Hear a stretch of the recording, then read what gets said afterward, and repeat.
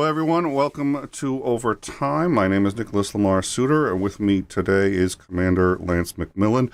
We're trying to connect with Operator Starsky. We are in contact with him at this very moment. He is trying to connect to the show. His Starlink is repeatedly dropping him, so he's having Starlink issues. We've asked him to keep trying for, say, maybe the next half hour or so. The show normally runs an hour. If he can't get in another half hour, it's probably best to try to save this for another time. A few housekeeping things just to let people know. He is going to be on the Enforcers tonight, assuming Starlink cooperates. So that's going to be another opportunity for you to see him. And if I understand correctly, they are doing a stream for Doctors Without Borders. That's going to be the charity here. And let me put up let's see, there we go. So we're going to put that up, that comment up. It's also pinned, so I think that's great. Doctors Without Borders, we don't usually discuss, I don't like to discuss charity organizations for any number of reasons. We do all of our shows, all of our super chats, in which Starsky is a participant, or is supposed to be a participant, today included, goes to the charity of his choice. He has asked that we donate to the Vetra Volunteer Organization. That the information for that charity is in the bottom of the description, so you can see where we're donating. That is at his request. But we actually don't usually get involved in donations for any number of reasons, which we'll discuss some other time when it's more relevant, with the exception of the International Committee for the Red Cross and Doctors Without Borders. These are two spectacular organizations. If you are looking for a way to try to help, there are other organizations that I am a fan of personally, but we don't on the show usually endorse those. Doctors Without Borders and the International Committee for the Red Cross are two that this show, as a show, does in fact wholeheartedly endorse. So we are happy to shill his appearance there, and we're happy to shill anything he does. Speaking of shilling, he's going to be on the shills tomorrow, 3 p.m. Eastern, so we'll try to get those links to you. Let me see in a minute. I don't have those links. Then Titan can drop those links in a few minutes. So please go check out those channels, see that, support their content as well. It really helps. I say this when I'm on the shills. It helps immensely when you like, share, and subscribe. If you like a channel, if you like the content they're doing those things helps us in the algorithm. It helps us to promote our own channels, and it's free. So it's a great way to help out. You can also become a patron, supporter, super chat, and or any number of ways to help out a show. But there's one that's real easy. You hit the like and the subscribe button here on In Time right now, because we are adding another channel. We're going to do all the same content, but certain kinds of content, mostly interviews and stuff like that, is being moved to Overtime. All our news content, breaking news, and specifically news discussion is going to be on In Time. This show right here, right now, is on both, because it is kind of both, and we know our audience that likes either is a fan of having Starsky on. But if you can go to the Overtime channel, like and subscribe there, help us as we build that channel, that would be a huge help. So that's just one way you can help us out, and we really appreciate it. So if you can take a minute to do that, we would appreciate that a great deal. Thank you all very much for that. So as I said, we are in contact with Starsky right now, and he is working on getting in, and we hope to have him for you. He's in a war zone. So, and I say this every time we have this problem, which is he apologizes for not connecting. He's just like, I'm so sorry. I'm just like, and one time he was literally like, the sirens were going off and there were rockets over. He's like, I'm just trying to listen for where these are. And I'm just like, okay, put down the camera and get into a bunker. I was like, we're okay. I appreciate that you're coming on the show, but so he certainly does. He tries his best to come on, and we sincerely appreciate that. So, Elon Musk 𝐒𝐤𝐬𝐿. I had a nickel for every time somebody told me they were being shelled. Come on. Well, you actually might have an excuse. You've been in the military. You probably have met people who've been shelled before. Let's just say in high school I couldn't use that excuse. It would have been better than the dog ate it, but I couldn't. That's what's bizarre for me is 25 years in the military, never shelled once, but I was in air raids when I was a kid living in India. So as the son of a diplomat, you Yeah. were diplomat in quotes, air quotes, as Very the son large air quotes. as the son of a diplomat, you were under more fire than you were as when you were actually in the military, U.S. military. Yeah. So and we've talked about Musk before. I think that I'm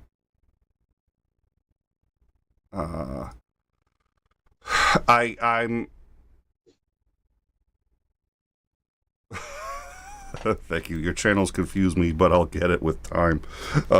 Yeah, we basically it's always been one channel called In Time, but it's done both interviews and news, and we just realized that a lot of people who love the interviews but don't like the news, and then there were people who love the news but don't like the interviews.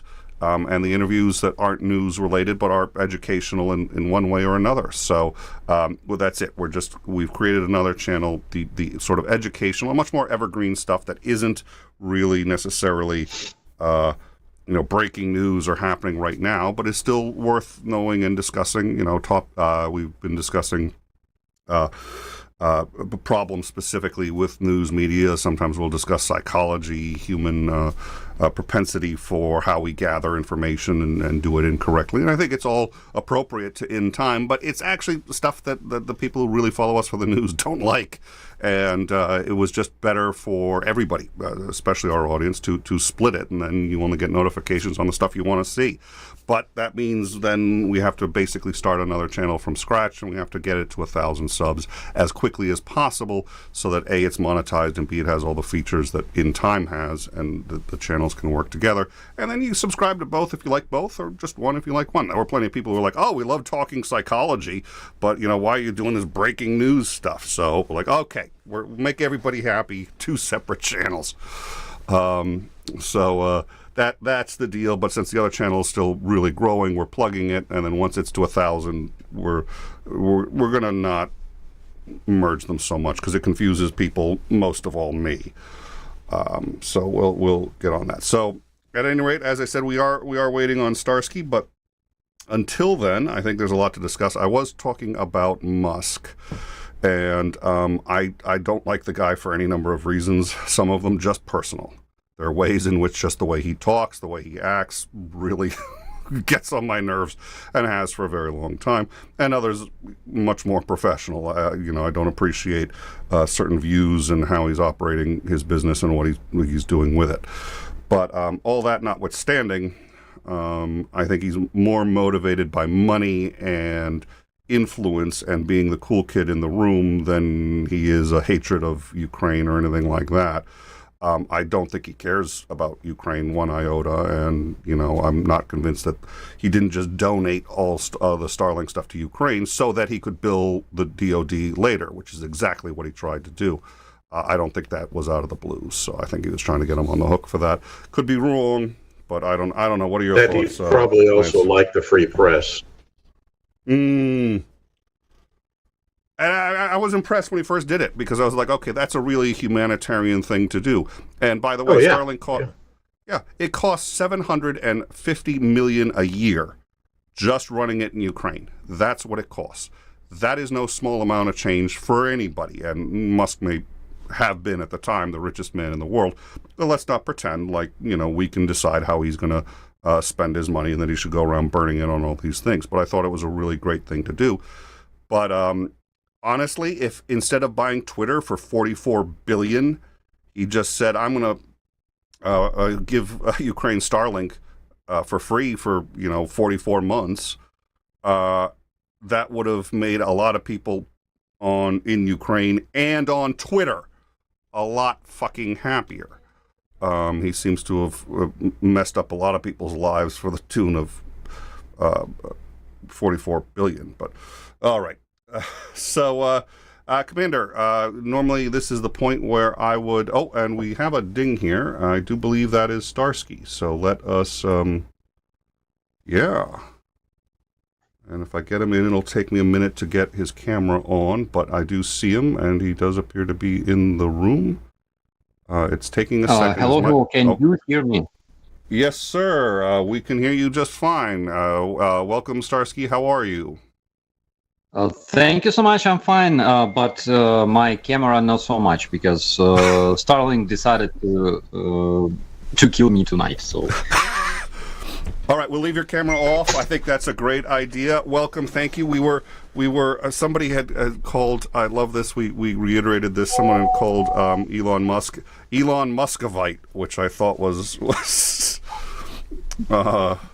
was pretty clever. Before we do anything else, tonight you're going to be on a charity stream. Could you tell us a little bit about that?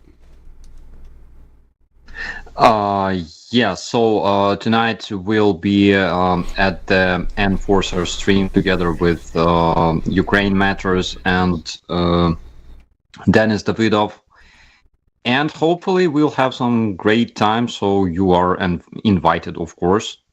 We'll be very happy to see you there. I would absolutely love to. I plan on being there, and I would like to encourage everybody to go. And Doctors Without Borders is probably one of the most amazing organizations on the planet. This is an organization where they find the most dangerous places on Earth, the places where everyone else is fleeing, and they run headfirst into it. It's really quite amazing. So, all right. Well, thank you for that, and let's make sure, if I forget, please make sure to mention that one more time before the end of the show. But in case we lose you, I wanted to make sure we started with that.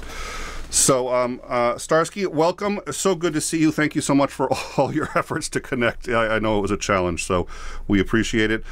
So, can you tell us what's been going on in Ukraine this week? So, this week we. I'm not sure how to call it. What's the opposite word for celebration? You'd think as a writer I'd have that at the tip of my head. Lance, the opposite for a somber memorial? mood.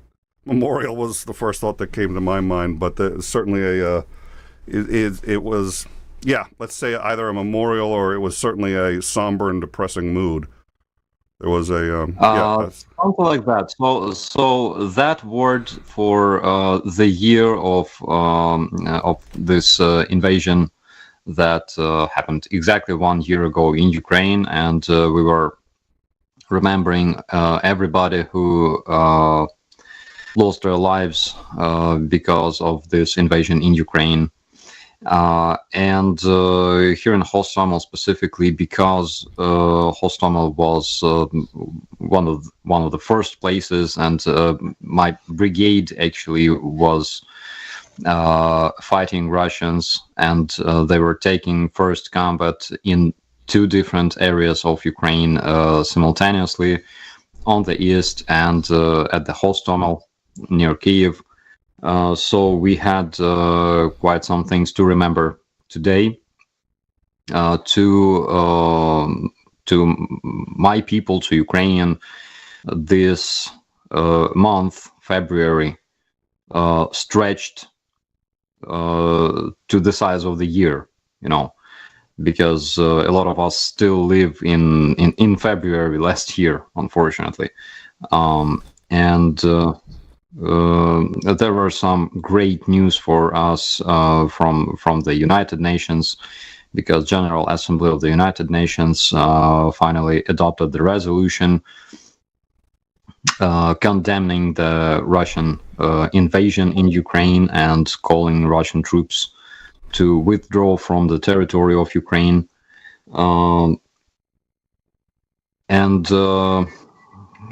Different countries were expressing their support for our country.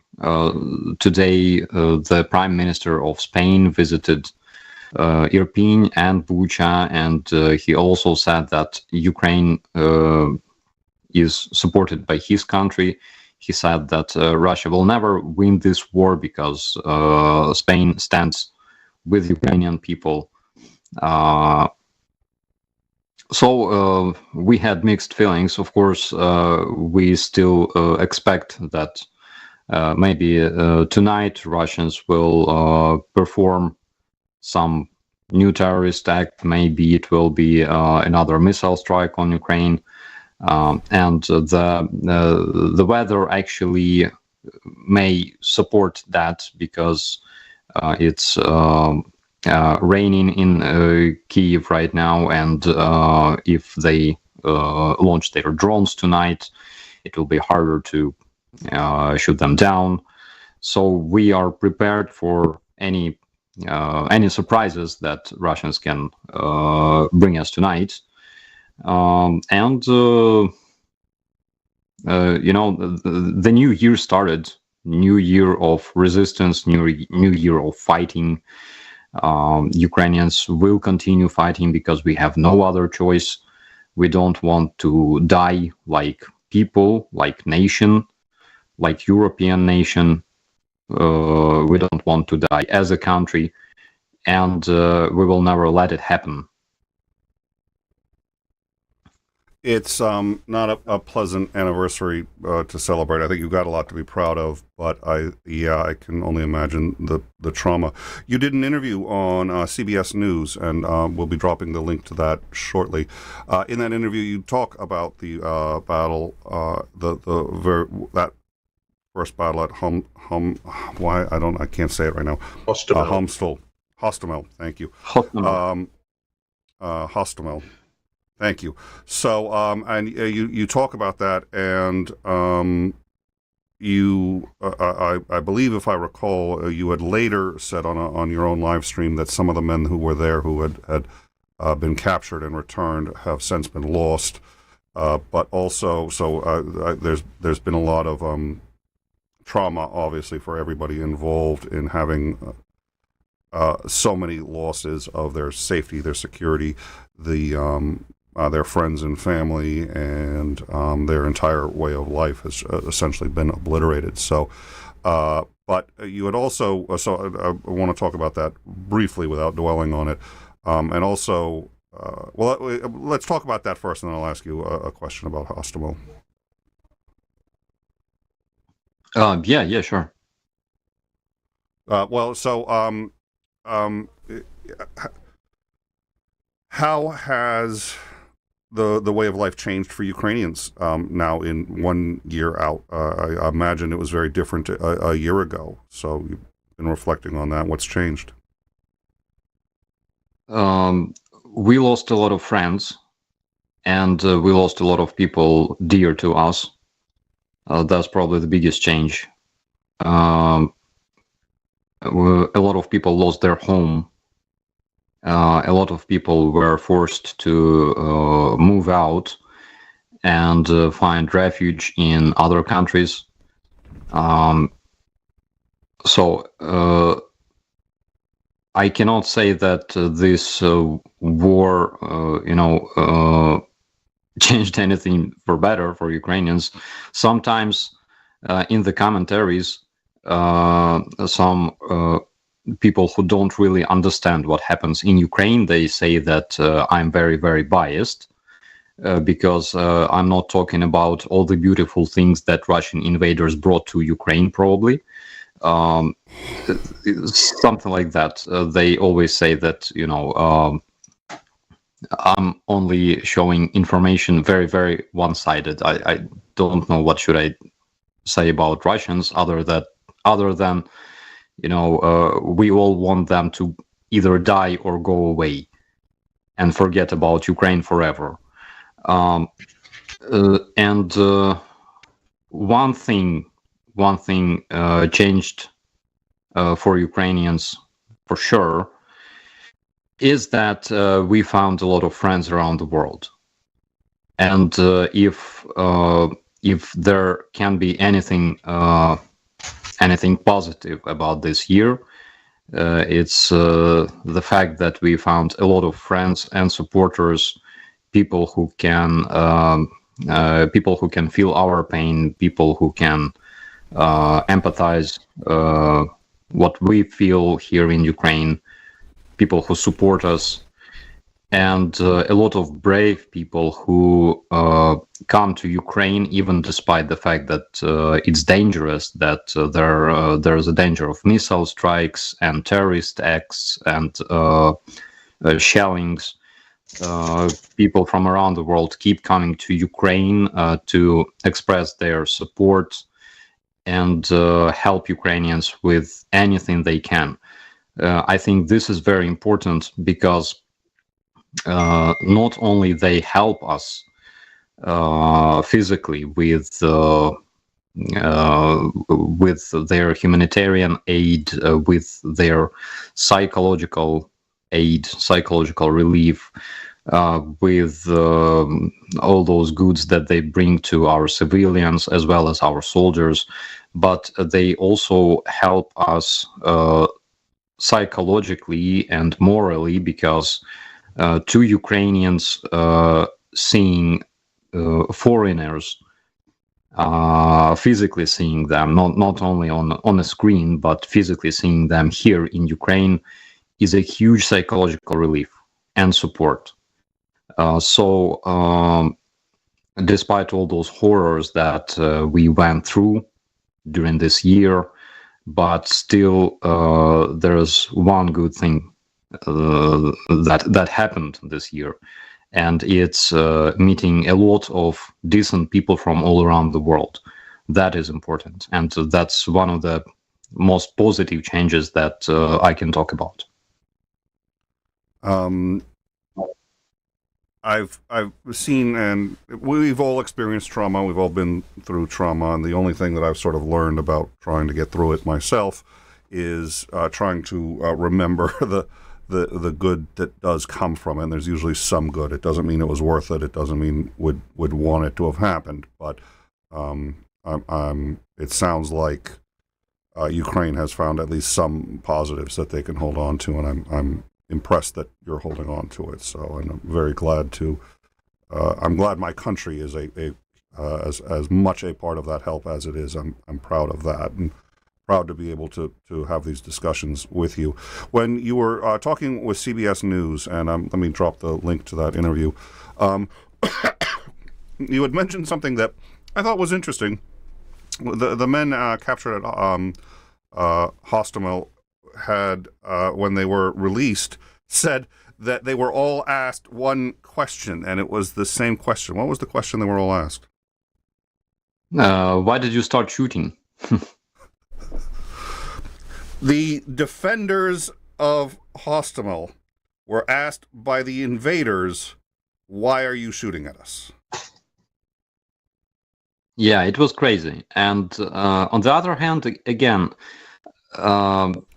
we found a lot of Russian documents. For example, during like first months of the invasion, we found a lot of documents, and those documents clearly showed that Russians planned just to roll their columns across Ukraine, taking control over cities without expecting any resistance whatsoever.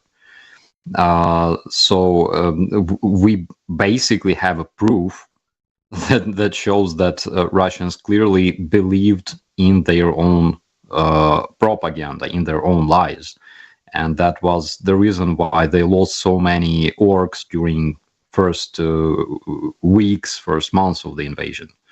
It was so amazing to see those columns just rolling to Ukraine without any sort of I don't know security awareness, nothing like that. And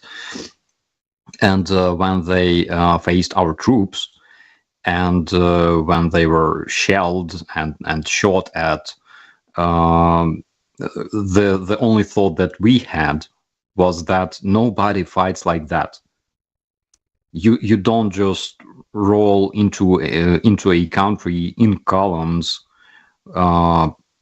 expecting like no resistance at all.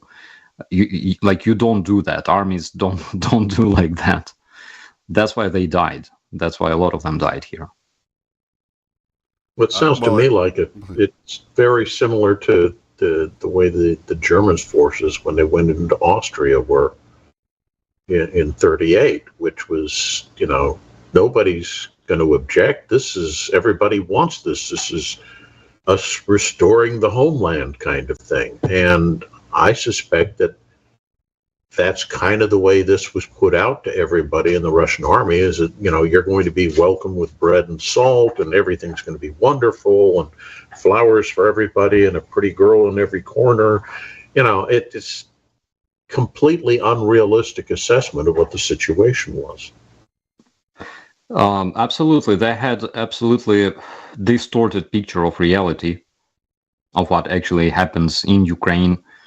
They actually believed that Ukraine was ruled by a fascist regime of Jewish president, and like a small number of those fascist people were ruling oppressed and abused people of Ukraine. Obviously, because Russians have a problem understanding how democracy works, because our president was elected by majority of Ukrainians, and they cannot really get it. I mean, so probably that was one of the reasons.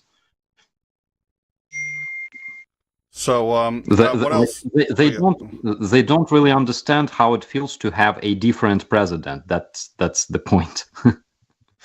or one that, whether you like him or not, actually represents, presumably, if when done correctly, the will of the people, and represents the will of the majority of people, all of whom have given into this system and believe that a president that was democratically elected, even if is not the one you voted for, is far preferable to a dictator.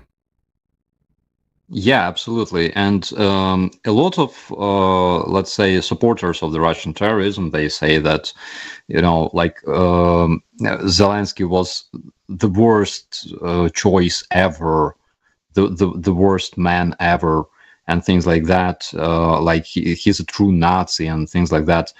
They forget one thing. They forget that a lot of Russian propagandists, including Putin himself, were congratulating Zelensky with becoming a president, because back then in 2019, Zelensky has had this peaceful campaign. He attempted to peacefully and diplomatically resolve the war on the Donbass. And that's why they negotiated with Russians a lot, and that's why he wanted to show his peaceful intentions to Putin.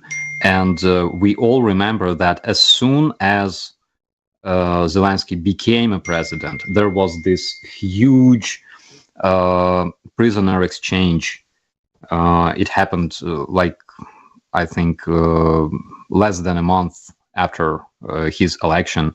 There was this huge prisoner exchange that he negotiated with Putin himself.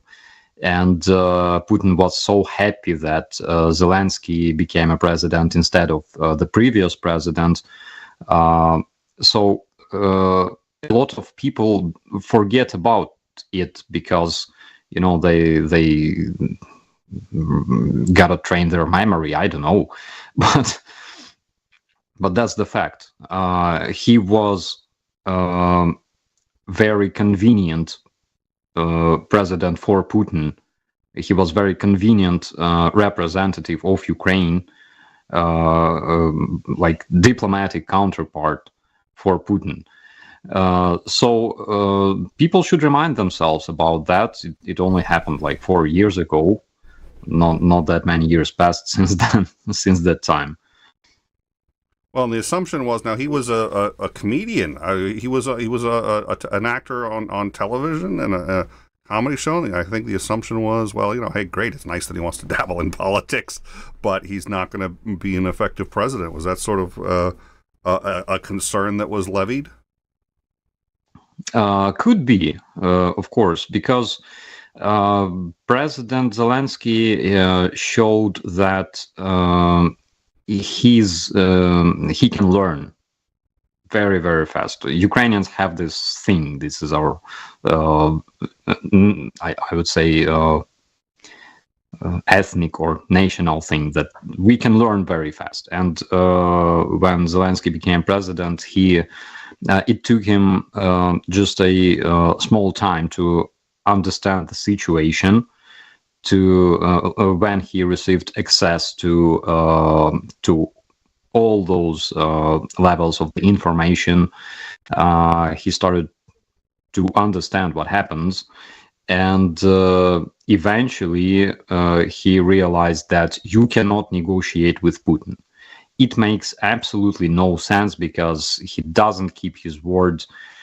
He will say, yes, we don't attack. Yes, we take our troops away and things like that. But he will do the opposite every single time, because he's a freaking KGB spy, and he acts accordingly.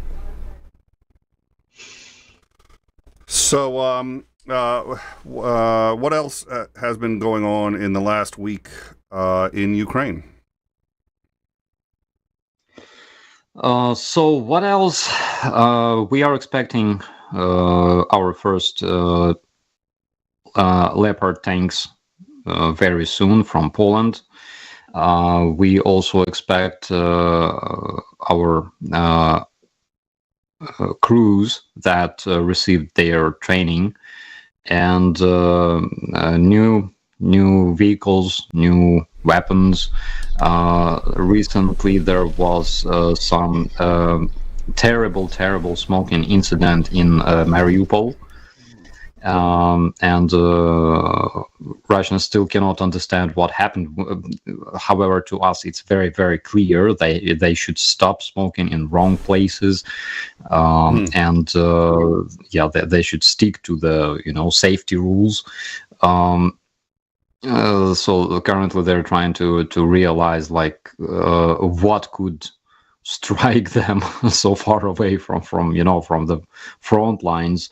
But it's a good sign for them that Ukraine can reach them much further than they expect. We have a super chat, $34.99 New Zealand from Sam W. 3 hearts. Thank you so much for that. Again, that will be going to the 𝐓𝐢𝐬𝐴 volunteer organization. The listing for that and all the information is in the description. So thank you for that. And I think they work directly with your unit. Is that correct, Starsky? Yes, it's true. We met with those girls, and they said that they will make a separate account specifically to help our brigade, which is great, because we require a lot of drones, and we will be happy if you support this charity, because they're doing an amazing job. They're not only helping our brigade, but also other units of the armed forces of Ukraine. They constantly visit front lines and even dangerous places like Bakhmut, and bring equipment and uniforms and drones to the troops there, directly to the front lines. So they're doing an amazing job. So they're the ones. So all the super chats, we're donating 100% to that organization, and we're doing it tagging Starsky in the when we send it. We're letting them know that it is care of Starsky, so they know, and it's going to be going directly to his brigade. So thank you very much for that super chat. And again, if you'd like to super chat, you do have to do it on in time. So we have 2 channels that are streaming this, and it's just because we're trying to build the other channel. Once it's to 1,000 subs, problem solved, and we'll stop doing this, and Titan will stop wanting to murder me in my sleep. Well, he'll find other reasons to want to murder me in my sleep. if you can go to Overtime, subscribe there. If we hit 1,000 subs, it makes our lives a lot easier. So we would appreciate that support as well. So the link to that is in the show. Titans dropped that once or twice. So thank you all for that. The President of the United States visited this week, I believe, as well. Is that not accurate? Yes, it's true. We had an unplanned visit of President Biden. He visited Kiev, met our president, and actually at some point I thought that I should probably shave because, if he's in Kiev and he will be offered some kind of tour, then logically he will be here in Hostomel eventually. So I survived this small period of shock and prepared everything because, who knows? But he didn't visit Hostomel. Maybe another time. Maybe another time I will be able to show him my kit aircrafts and things like that. To Ukrainians, it was another sign of support, and we talked a lot about it. I think the next day he had his speech in Poland, and again, we were so much inspired by this huge support by the US, and even despite that little miserable protest action called Rage Against Ukraine, we didn't much even paid attention because we saw how the revolution of dignity looked like and how the real protest actions look like. That the one that happened in Washington, it was nothing. Trust me. Then there was this speech by President Biden in Poland, and at the same time, Putin tried to attempt some sort of speech in Mordor. Personally, I spent 2 hours of my life doing more important things than listening to Putin, because who cares what he says at all? People played bingo with what he said, because again, he was repeating basically all kinds of those propaganda stereotypes that they produced during these 9 years, and a lot of Ukrainians didn't watch him at all because we don't care. Our president recently said some very, very wise words. He said, "Putin is nobody." And we completely agree with him, because there's absolutely no sense in listening, watching what they produce at all. But we were very happy to see a speech by President Biden. It was very inspirational and very, I would say, strong. It was a strong speech.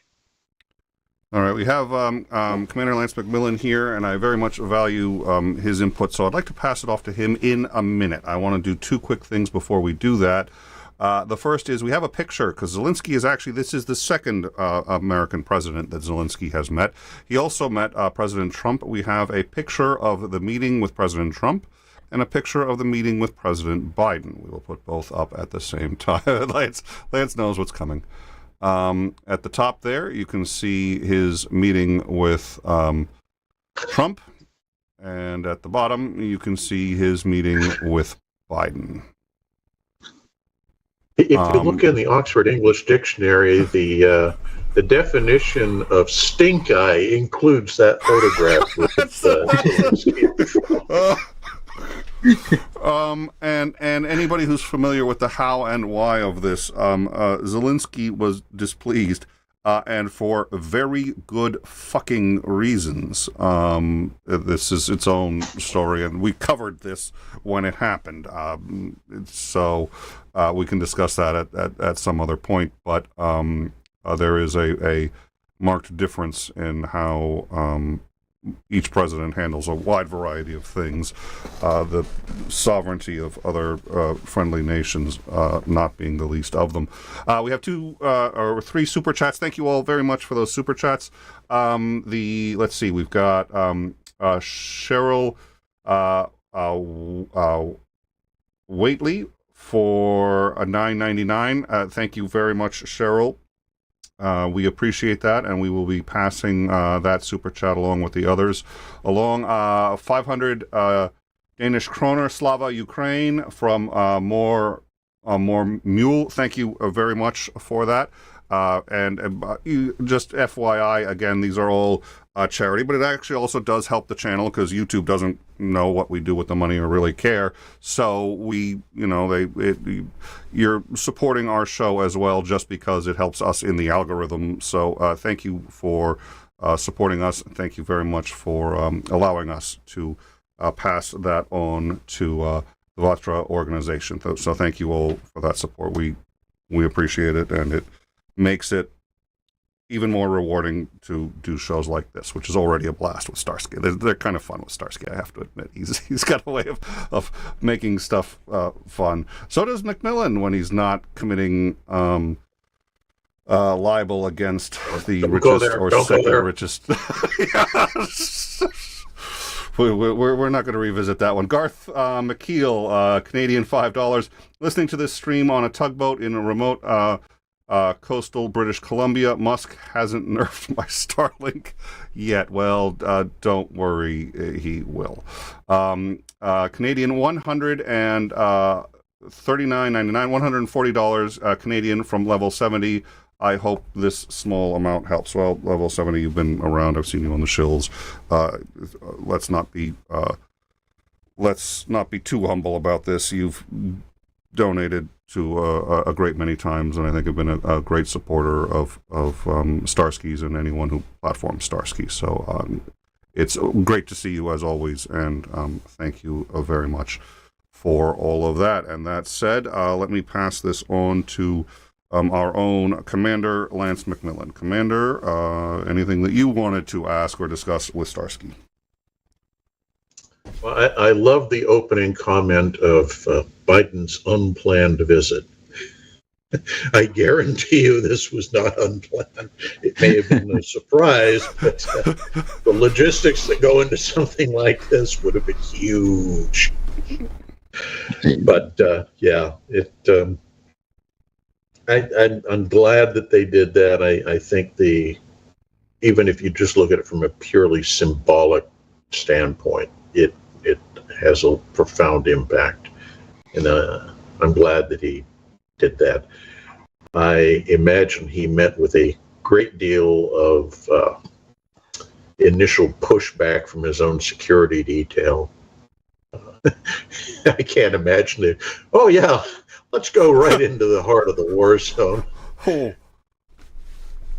And Secret Service details something I find fascinating, and because they will, under some circumstances, basically override the will of the President of the United States. But you're taking a huge risk when you do that, because he is the Commander-in-Chief. And so I can't imagine being in charge, because I have to believe, I think I told you this, that his Secret Service said, no, sir, you're not going anyway. Well, I'm sure that's how it started. And it rapidly evolved to a, yes, sir, whatever you say, sir. But, yeah. Yeah, but it was very symbolic. I agree on that, yes. And of course, to us, it's not a frequent occasion to see the President of the United States visiting Ukraine, as well as other presidents visiting Ukraine, because we have a war. And again, I would like to just briefly mention, those supporters of the Russian terrorism, people who never visited Ukraine in their lives. Yeah. And they can only like project what they feel while sitting at the best observation point in the world, which is their sofas. And at the same time, different presidents, different prime ministers, different politicians, different organizations, including religious organizations, keep coming to Ukraine, keep helping us, because it's very easy to realize what happens when you visit places like Borodyanka, like Moshchun, Bucha, and you see yourself that there can be absolutely no reason, no justification for Russia to invade Ukraine. There can be no justification for their crimes and all of the things they did. So yeah, I think that President Biden is truly a brave president. I can say heroic, because only brave people can visit Ukraine. And on the other hand, I'm so glad that the world is full of brave people. I particularly like the reciprocity aspect, because Zelensky came to D.C., and that had to have been enormously complicated and potentially risky to do in the middle of a war for the leader of Ukraine to come to the U.S. And I like the fact that shortly thereafter, you have Biden doing the same thing, coming to Ukraine to show his support. I really like that. That's very, very powerful symbolism when you look at it from that perspective. There is another thing, because as soon as President Biden arrived to Ukraine, Russian propagandists had their show on the Russian national TV, where they claimed that they gave President Biden security guarantees, because even the wind doesn't blow without Kremlin's permission. You see. Oh, brother. Yep. The shit just keeps on rising every time they open their mouths. Oh, brother. So on a more practical point, we know that we're on the verge of getting some of the new weapon systems that have been promised start showing up at the front. We know that the crews for those new weapon systems are completing their training and such. I don't want to, venture into speculation on what military operations that would involve, but I think it's just interesting to consider the possibilities of one of two ways that these might get employed. One is to husband these until they're all in place to put together a very powerful striking force, which would then kick off presumably a Ukrainian spring offensive or something, or to divide them up and assign smaller packets of these new pieces of equipment to units at the front to try to stabilize things. And the reason I find that interesting is because we keep getting conflicting reports of what's going on at the front right now. Some elements tend to show that the Russians are making progress, albeit at horrendous cost. And others are saying that the cost is still there, but they're not making progress. So it's, I think, interesting in a question of how those might end up being deployed. So I'm waiting with a great deal of anticipation to see what develops over the next couple of months. Actually, it's a very easy question because we talked about it a lot already here in Ukraine. Currently, assault brigades are being formed in Ukraine, including my brigade. And there will be a bunch of assault brigades in the National Guard of Ukraine. There will be new brigades created in the armed forces of Ukraine, as well as the police. There will be some specific assault units created in the police force. Obviously, we're talking about counter-terrorist units. And those will be used to deoccupy the Russian-controlled territories of Ukraine.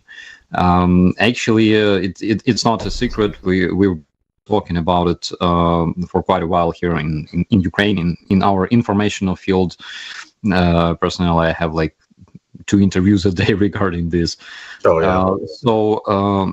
All of those vehicles and tanks and weapons coming to Ukraine soon, they will be used to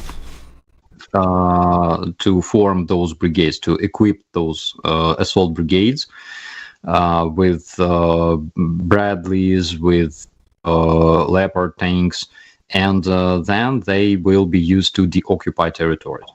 The units that currently defend their positions at the front lines, I think that they will have a chance to rotate when our counter offensive starts, and we anticipate to start this counter offensive in spring. I think we're talking about the late March. Late March, early April.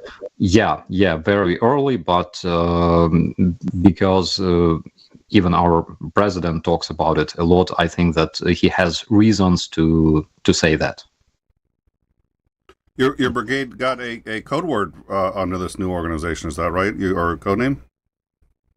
Yes, we received a new code name. We are called, in English it sounds like the Frontier, but in Ukrainian it's called 𝐒𝐲𝐬𝐿, and 𝐒𝐲𝐬𝐿 obviously is because of 𝐒𝐨𝐻𝐻𝐿, our experience in defending that town that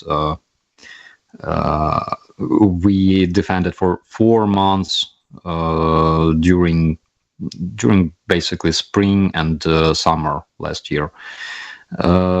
It was a truly heroic defense because at that time Russians had full advantage in terms of their artillery and their tanks, and they were just bringing a lot of Kadyrovites and their special forces troops to the front lines, trying to take 𝐓𝐢𝐬𝐻𝐻 and Severodonetsk. But they were losing a lot of men in combat with our troops, specifically with my guys. And we can talk about the number of losses that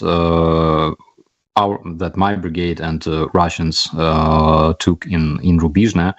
So, for example, according to the reports, according to video footage from 𝐓𝐲𝐻𝐻 and reports of our commanders of platoons and companies, Russians lost around 1,000 men in contact combat on the streets, basically. At the same time, they lost unknown number of men due to our artillery and due to our airstrikes. At the same time, my brigade lost 50 men, and we had quite a large number of wounded people, around 300 wounded. But you cannot literally compare those losses to the Russian losses. And unfortunately, some of the units that were with us at the front lines, they had they took some losses as well. We know that one of the units that was stationed there, I mean, it's bad to compare us to them, of course, but they lost 1,000 men dead and wounded, which means I think around 300, judging from the amount of dead and wounded we usually have, which is like one killed in action versus 5, 6, 8 wounded. So I assume that they could have lost around 300 men, and they could have lost around 600-700 men wounded. But my brigade lost 50 men. Yeah, and I want to point something out, and this stands in stark contrast. The casualty rate, which is the total number of killed and wounded, your forces tend to have a much higher wounded component than the Russian ones. A far larger number of Russians die. And I think that speaks volumes as to the amount of effort your Ukrainian forces invest in medical evacuation and medical care close to the front lines to save people, as opposed to the Russians, where it's like, okay, he got hit, just let him die out there in the cold, who cares? I can confirm that. In 2021, we had this military training mission Unifier, the Canadian mission that trained our guys. And they trained our medics, and then they trained all of our infantry, each infantryman, in terms of combat medicine. And second thing was basically urban combat. So we've been we were trained in this field for couple of months, I think. Mm-hmm. And later we went on a mutual military exercise called Rapid Trident, involving different NATO countries, NATO armies, and we have quite a huge experience in this. Also, because we have this new structure of our staff, our headquarters, of brigade and units according to NATO standards, we have big personnel of instructors. Within each unit, each battalion, within headquarters of our brigade, we have those instructors that can share their experience in terms of combat medicine. We have constant training for everybody, basically, for our infantrymen, our officers, our staff officers are being trained also very frequently. So I think this is the answer, because comparing to even other Ukrainian units, my unit took not as impressive losses as they did. Yeah, makes sense. So we had a couple of questions, and I keep reaching for the headset. I think this is probably like the first show I've ever done without the headset. I mean, I've done at least 300, 400 shows, and I miss my headset, man. I'm feeling lost. I need the props, too. I'm just kind of like, I need to be fidgeting with something. I'm going to start getting anxiety. So we had a couple questions, another super chat. So Colleen asked, and I wanted to know about this, and this is, I think, for both of you. We'll start with Starsky. What's going on in Bakhmut? We know that that's been an area of very high contention for a while, so she wanted an update, and I think that's a good question.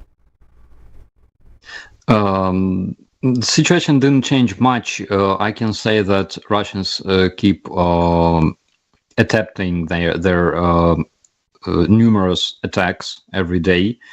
And so far, all of those attacks are being deflected, specifically in the area of responsibility of my units, of my brigade.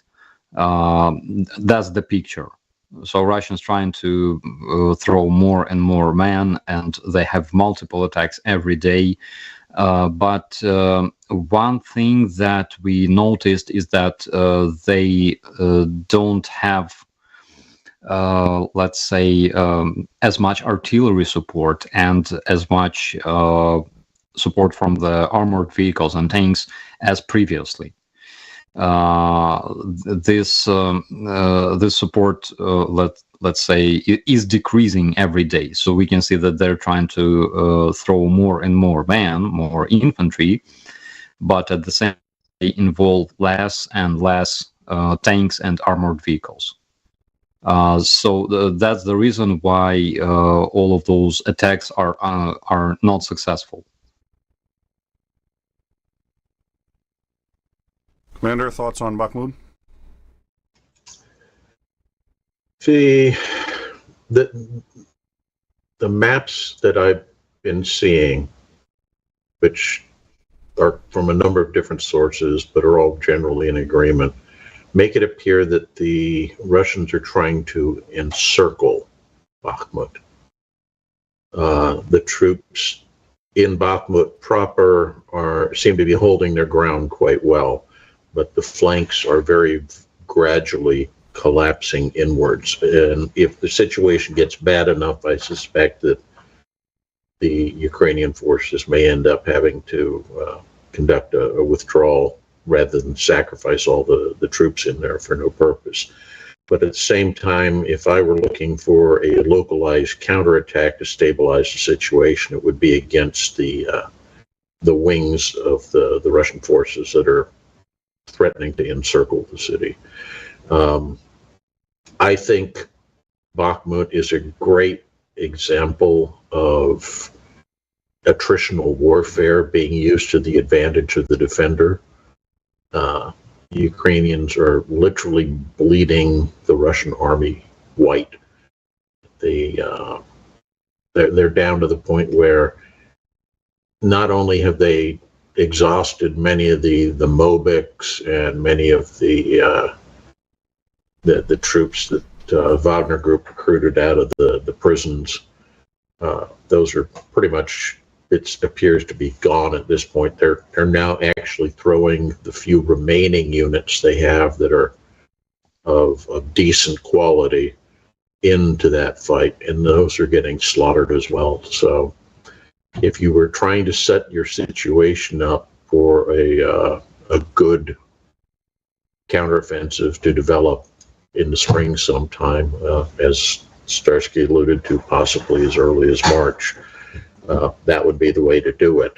But you have to put yourself in a position where you're also suffering substantial losses to achieve that level of attrition to enable that big offensive to succeed. Yes, currently we're talking about a physical elimination of Russian personnel. Yes, exactly. Yeah, because that's, let's say, one of the most important goals that we have is to just physically eliminate Russian personnel. And that is something that we use as a message while advertising our assault brigades.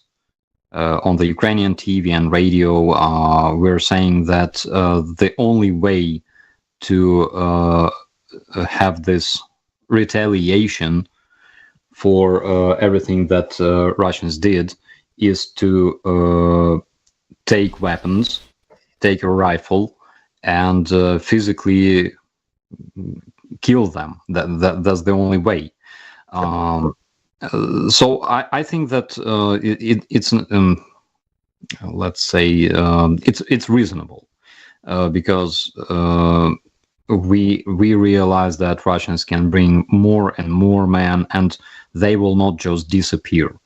So we have to be prepared for this long and hard work that will consist of physically eliminating Russian terrorists wherever they are. Yep. It's an ugly form of warfare, but it's a necessary precursor to enabling successful offensive efforts. Yes.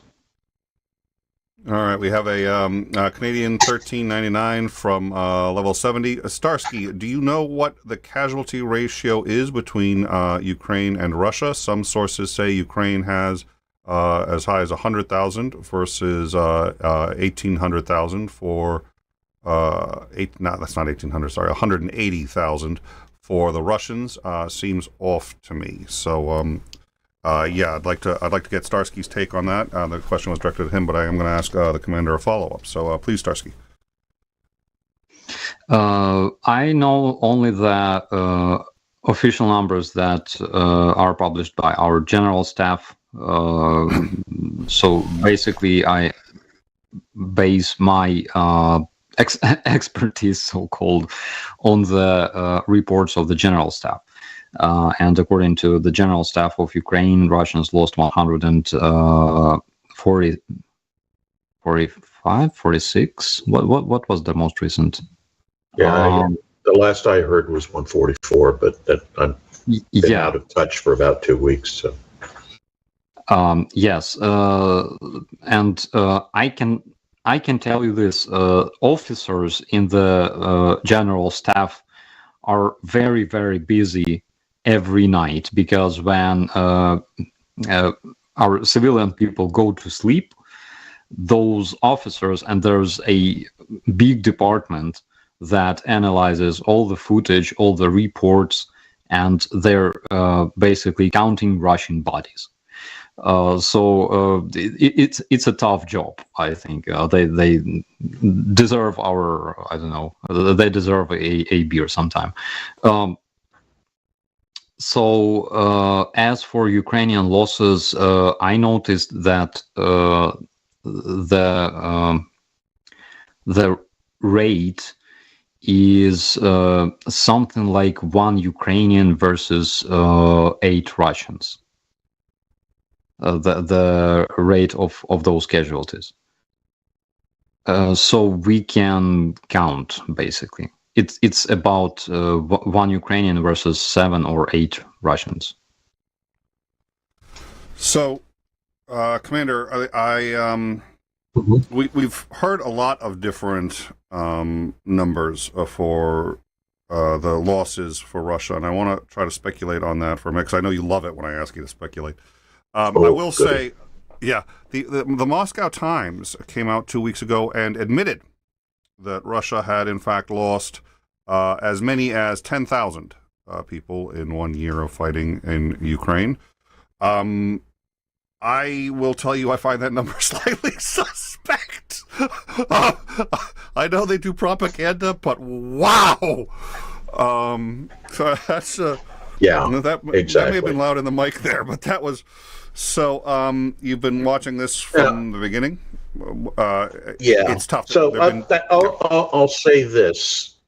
I think that let's round upwards. Let's call it 150,000 dead Russians.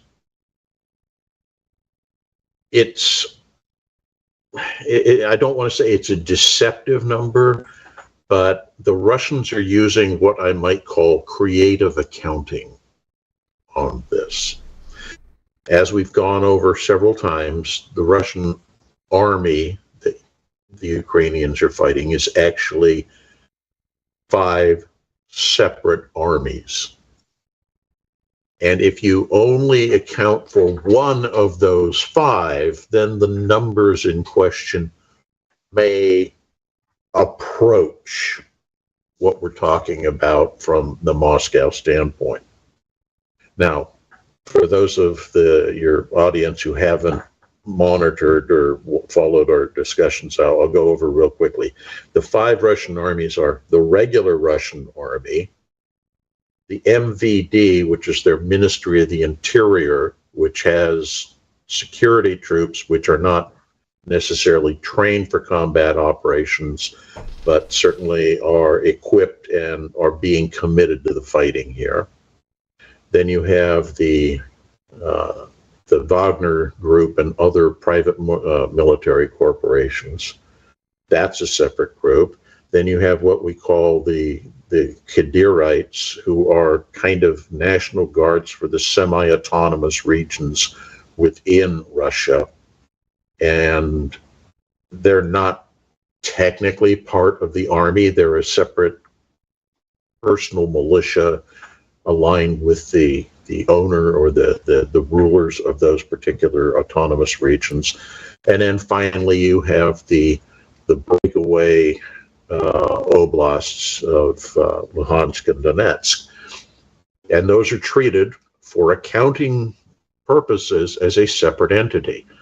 And we know that a very large number of the casualties are coming from that latter group, but the casualties are spread across all 5 groups.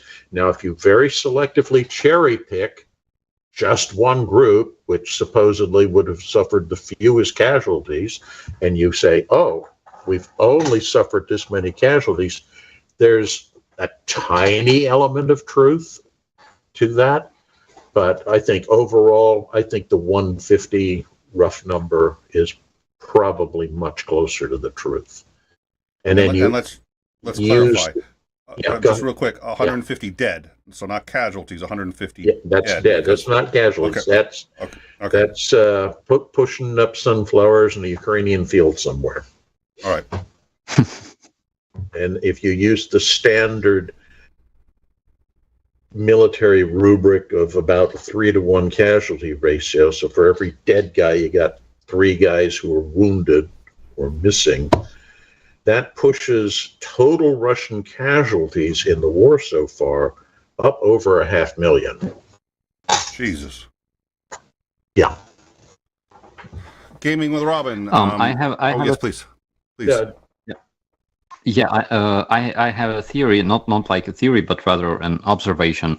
What I noticed basically from the beginning of the war, like when when we already had this number of 5,000 Russians dead, and Russians were talking about like 500. So there were 5,000 Russians dead, and Russians were talking about 500 dead. And it was early. It was, I think, in like April, maybe. Yeah, that's right. Maybe earlier. And then Russians were talking about 2,500 Ukrainians. Ukrainian National Guardsmen killed by Russian paratroopers in Hostomel. Just in Hostomel. Meaning us. Yeah, meaning my brigade. While we only had like around 200 men. So, and it was like that during the year. So they would just either add 0 to the numbers, or remove 0 from the number.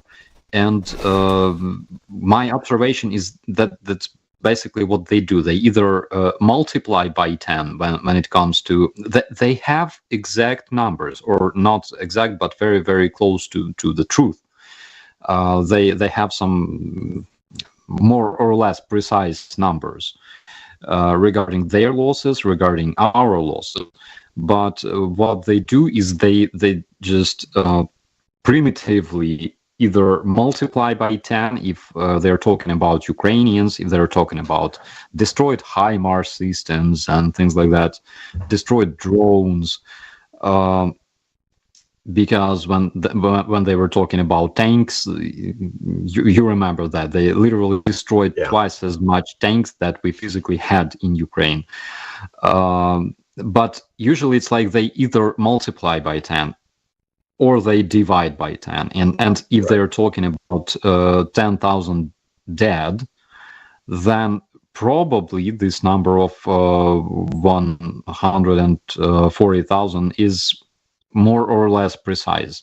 So when they start talking about 300, 400,000 Ukrainians dead, then we can just divide by 10, and we will know the approximate number of the real casualties. Sure, but there's two other elements at play here, and the first one, we saw this occur in World War II, for example, where the bomber raids that we would send over Germany, and people would come back and everybody was claiming, oh yeah, I shot down 3 Messerschmitts and 4 Focke-Wulfs or whatever. And the guys who were recording the data of, oh, how many planes we shoot down, and they tally this up, and they were kind of going, there's no way in hell we shot down 500 German airplanes today. So they kind of go back and start doing analysis, and they found that the numbers were inflated in some cases by over 20 times the actual number. And it wasn't that people were deliberately lying. It's because in the heat of combat, everybody would see a different thing and interpret it a different way. So often, one fighter would come in to attack the bombers, and every guy who was manning, a turret or a gun that faced in the direction of those fighters coming in would shoot at it, and they'd all see it, catch fire and go down, and every one of them would say, I shot it down. Because to their mind, that's what had happened. And it took a lot of additional analysis to figure out what was going on. So for the Russians, it may well be this, and I'm trying to give credit where probably isn't due, but nonetheless. Charity, maximum charity, yeah. Yeah, okay, charity. But it might be that, Ivan and Pyotr have both reported, oh yeah, I destroyed a Ukrainian T-72, when in fact only one of them hit the thing, and it didn't destroy it. It, blew off a track or the rear bumper on the thing.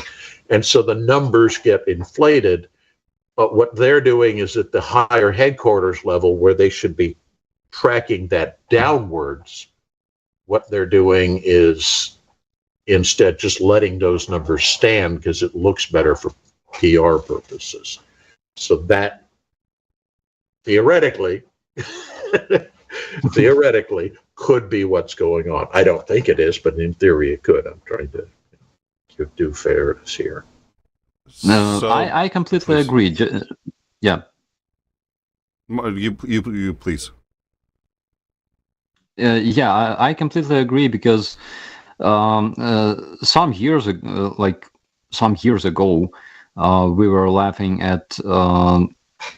There was like a bunch of stories, and it was all over the internet about those Russian authorities trying to fix roads in some Russian city, for example, Omsk. Okay, and they were like the subcontractors who finished those roads because they stole a lot of money during repair works. They could not do like all the range of repairs. That's why instead of 30% of the roads of the asphalt that they had to repair, they only repaired 10, but they reported that they repaired 30.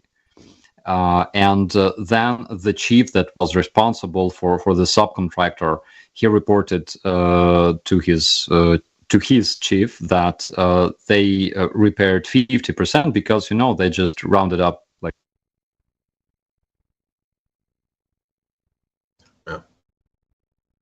You cut out. Yeah, hopefully he'll be back in a So second. Yeah. Sure. And the other element I wanted to talk about is in terms of reporting Russian casualties. Hello? Oh, Hello? yeah, we lost you there for a sec. Yeah. So all of those people responsible for this, they would add like 5-10% here and there, and in the end, the chief of the Russian region, the governor, would report to his citizens that 90% of the roads in Omsk were repaired, while in reality it was like only 10%. And we were laughing, we were like analyzing all that stuff. So it could happen, definitely, but just trying to give a logical explanation to what Russia produces in their media, it's a very hard task. Let's call it this way. I do want to hear what McMillan has to say, but I want to interrupt and say two quick things because one's a correction. Well, first of all, one point that's worth mentioning about all of this is there's going to be these kinds of errors on either side, whether the side lies or not. And I think the point here is they're lying on top of that, but part of the miscalculation is in fact those numbers.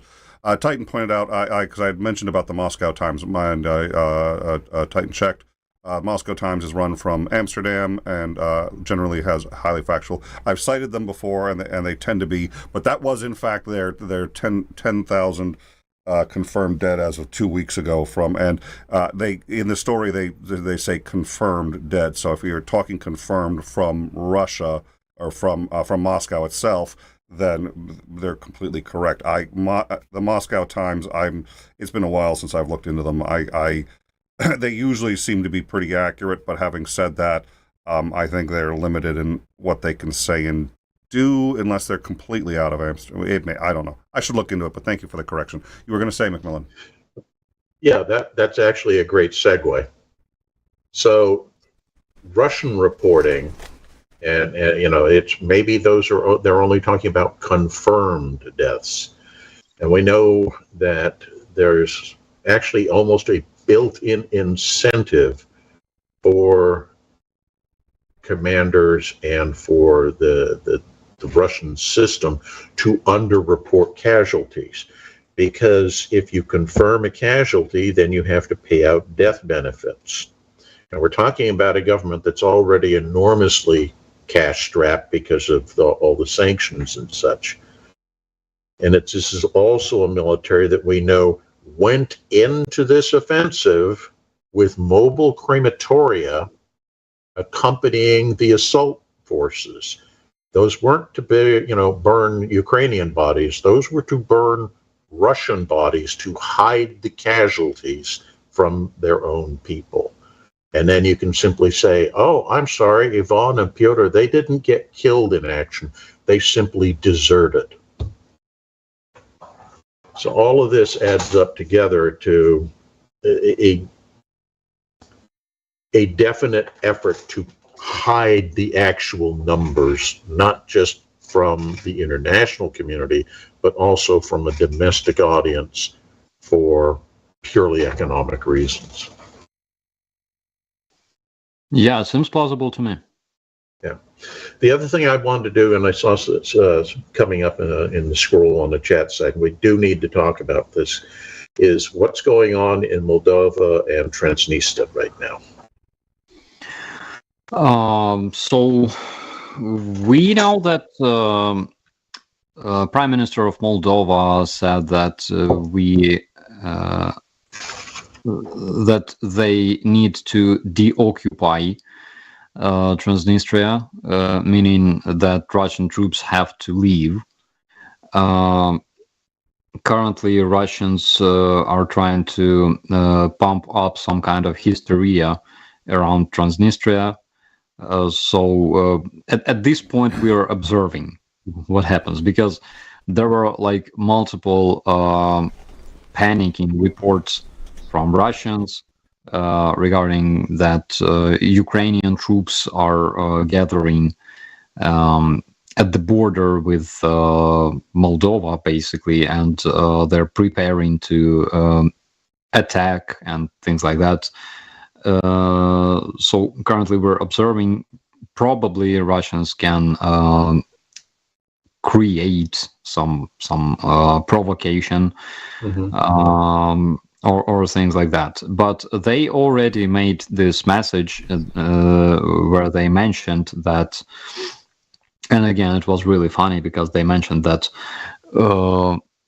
any attempt of attacking Russian troops at the territory of Transnistria will be considered as attack against Russia. And I don't understand what they mean, like what their actions will be. Will they attack Ukraine or something? Nobody knows. Yeah. Yeah, and I wonder at the, okay, so how are the Russian troops that are in Transnistria going to leave? Where are they going to go? I mean, you have to either go through Romania or you have to go through Ukraine to get these Russian troops back to Russia, neither of which seem particularly practical to me. Yeah, absolutely. So I think it's an interesting situation, pretty much. Yeah. So it's you're saying you think it's more of a distraction than an actual. They're trying to do something there.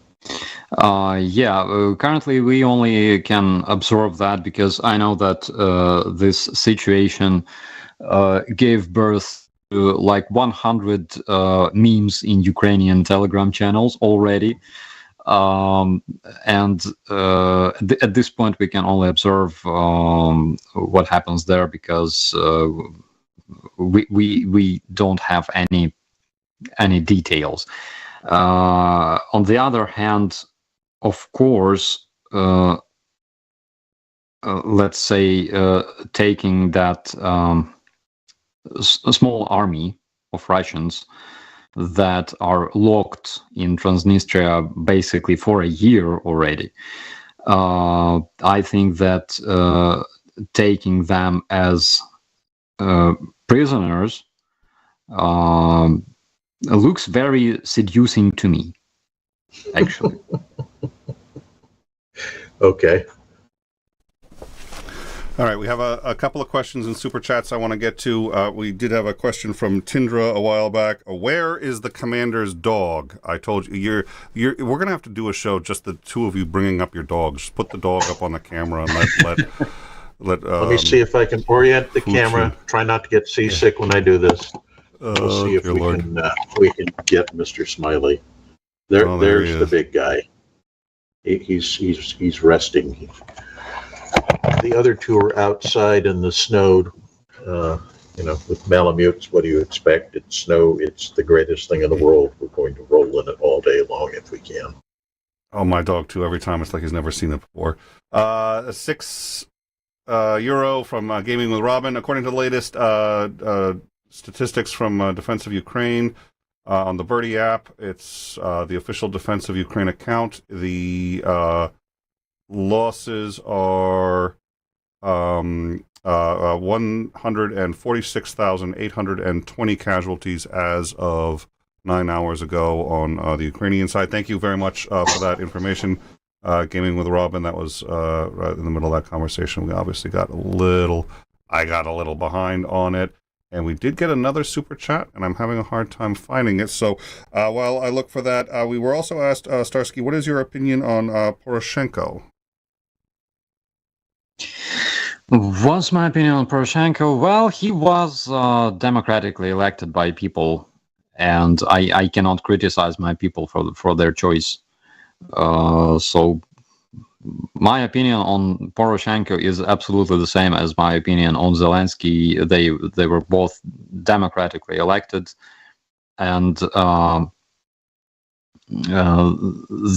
they did what they could. There are questions questions can be asked, to anybody, including myself. So I have more questions to Yanukovych actually than to Poroshenko or Zelensky. So until Ukrainian presidents are democratically elected without all that falsificational bullshit that we saw in the years prior to the Revolution of Dignity. Until then, I will respect the choice of my people. That's all I can say. The president has won 106% of the vote. And let's see, we had another super chat, and I may have, of course, I ended up moving that. That was, is one thing or another. Titan sent me some footage that I'd like to bring up because I think you guys will find that interesting. But of course, while I'm doing that, you end up too many monitors, you miss the other super chat. It was level 70, 13.99 Canadian. The Russians seem concerned that Ukraine is building up forces near Transnistria, which I actually don't know what that is. Any sort of truth to this? Seems like Moldova is planning to kick the Russians out. I think he means Transnistria. I think you are correct. So I don't know. I don't know enough to accurately even relay the question, let alone answer it. Well, we just talked about that, but for people who don't know what we were talking about, it occurs to me that we should have perhaps given a slightly clearer description. Moldova is a country that sits between Romania and Ukraine. It's just a sliver of a country that is basically on the river down there. And I'm not sure exactly when it started, but there was a kind of like Luhansk and Donetsk, there was a region of Moldova that broke away and declared itself independent because they were ethnic Russians who spoke Russian and they felt they were being oppressed. And the Russians sent in, I think it's a reinforced battalion of security troops to act as peacekeepers and preserve, the status quo and tranquility in the region.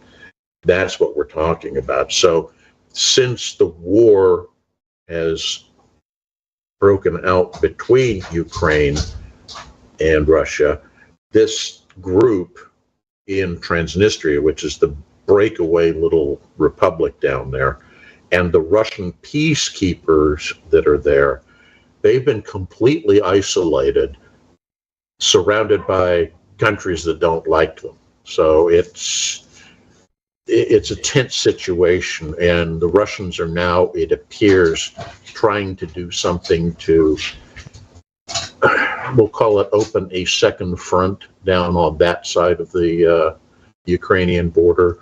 There was a lot of rumors that they were trying to stage a coup. The prime minister resigned, and basically saying she didn't want to, be in power and didn't feel that she was qualified to handle a situation that might erupt into a conflict. And the situation has been volatile since then. And that's what we were just talking about. Is it a real threat to Ukraine? Is it just a thing that the Russians are doing to distract people? It's hard to say at this point. Thank you. I think I got a little distracted, so it's partly my fault. You already answered the question, so thank you. So what I'd like to do is start wrapping things up. You'll find all of our information, especially we're following Bakhmut very closely, and a number of other things. So come join us on the Discord. We discuss this. We discuss a number of other things. But right now, Ukraine, and we've had this Discord for a while, well before the war, but this is now just something that we spend a lot of time on for obvious reasons. So we hope you'll come join us and check that out. And you can also ask Commander McMillan questions. He's on our Discord and has just been wonderful with answering questions. I also do want to make sure I hit up Starsky so that he talks a little bit about, once again, what he's doing tonight for people who've just joined us and who have missed that, because I think that's important. So we'll cover that one in a second. But thank you all. And if you haven't yet gone, just hit like and subscribe, really, on both channels. We'd appreciate it. But definitely, there's a link in the description. We're simulcasting on our second channel. We're just trying to get that to 1,000 subs, and we're trying to get that as quickly as possible. It's going to make our lives a lot easier, and that way we can give people the content they want. And if they don't want the content from both the news and the interviews, they can just pick and choose. Makes everybody's life a lot easier, but it's hard to do until we get to 1,000. So we appreciate that support. Thank you all for your super chats. Again, that's going to the 𝐓𝐢𝐻𝐚𝐬 volunteering organization that is down at the bottom. Operator Starsky, I just got this from Titan. You may or may not have heard about this, but in Warsaw, Poland, a number of people thought that perhaps Russians should get a better idea of what is going on in Ukraine, and so they woke Russian diplomats to the sound of air raid sirens. This is, and let's see, that did not come out very well at all. So let's put that in the center here, and here we go.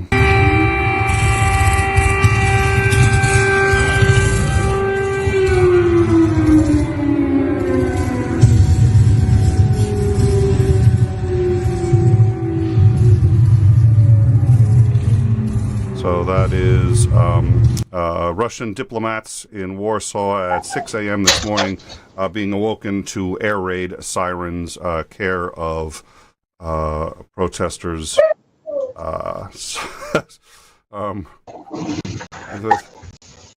Nice to see giving them a little pushback there. So thank you all for that. So Starsky, could you give us a rundown of a couple of different shows that you're doing, and then we'll end with what you're going to be doing tonight. Yeah, so tomorrow we are with the chills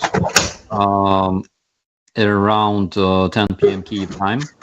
And tonight we will join. Oh my God, that's a big dog.